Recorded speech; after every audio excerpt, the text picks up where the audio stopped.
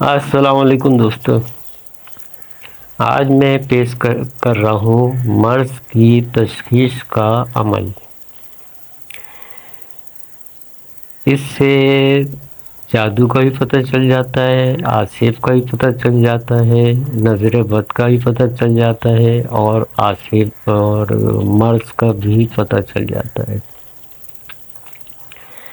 طریقہ کار یہ ہے کہ آپ دیسی مرغی کا انڈا لیں، اس کو اچھی طرح صاف کریں اور اس کے اوپر کوئی چھوٹا سا درود شریف لکھ دیں، اور اس کے بعد ہے آپ آگے اسکرین پہ دو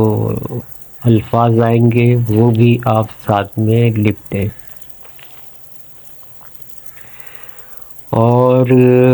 دھنیا کی دھنی جو ہے وہ مسلسل انتظام رکھیں کہ دھنیا کی دھنی اٹھتی رہے، مقصد یہ کہ جلتی رہے، اس کا دھواں نکلتا رہے،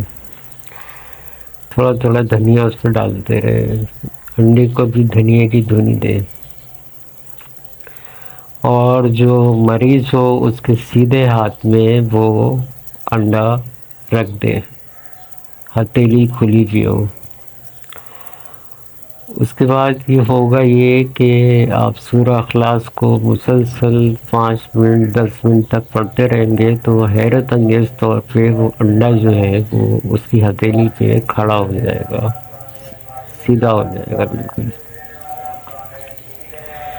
تو جیسے ہی انڈا سیدھا کھڑا ہو جائے تو آپ اس کو فوراً اٹھا لیں اور اس کو توڑیں، اور اس میں سے اگر سیاہ بال نکلتے ہیں تو سفلی جادو کا اثر ہے، اور اگر اس کے اندر اس کی زردی جو ہے بالکل سیاہ نکلتی ہے، کالی نکلتی ہے، تو نظر بد کا اثر ہے،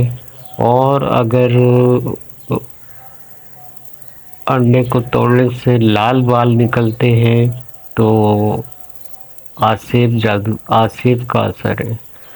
اور اگر اس میں سے کالا بال نکلتے ہیں، کالے بال نکلتے ہیں تو جادو کا اثر ہے، اور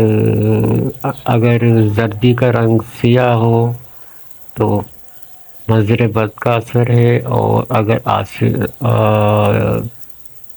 لال بال نکلتے ہیں تو اس کے اوپر آصف کا اثر ہے۔